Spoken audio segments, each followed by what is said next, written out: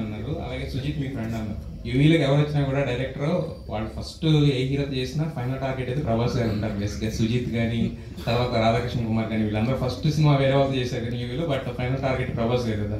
So ఈ cinema already hit వైబ్లో ఉన్నారు అందరూ, హిట్ రిలీజ్ అవ్వకుండానే.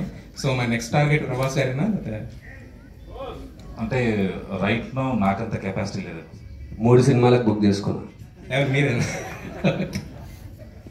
కార్తికేయ, యాక్చువల్లీ మీరు ఇప్పుడు 8 to 9 మూవీస్ చేశారన్నారు కదా. ఈ 8 to 9 మూవీస్లో each and every movie you learn one lesson.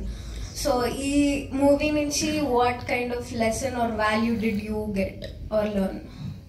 I understood how much we need to respect audience time and money. దానికోసం క్రాఫ్ట్కి ఇంకెంత బాగా పనిచేయాలి, ఇంకెంత కేర్ఫుల్ ఉండాలి. బికాజ్ నా మొహం చూసి పోస్టర్ మీద వస్తారు ఆడియన్స్. సో నేను వాళ్ళకి డెఫినెట్లీ ఆ రెస్పాన్సిబిలిటీ నాకు ఉంటుంది. నాకు అంత టైం మనీ ఇచ్చారు కాబట్టి దానికి ఇంకా బాగా ఎలా చేయాలనేది చాలా నేర్చుకున్నా. ఆ వాల్యూస్. మధు గారు సార్, అన్ని క్వశ్చన్స్ అయిపోతున్నాయి, మీ దగ్గర రాలేదు. అన్ని అయిపోయి కానీ ఆయన దగ్గరికి రాలేదు. సార్ మీరు డైలాగ్స్ అనే కథ కూడా రాశాను. డైలాగ్స్ అండి. సో డైలాగ్స్ కి అంటే కథకి ఎలా మీరు ఇన్స్పైర్? డైలాగ్స్ కూడా బాగున్నాయి. డైలాగ్స్ కి రాయడం మన ప్రశాంత్ తోటి ఎలా వర్క్?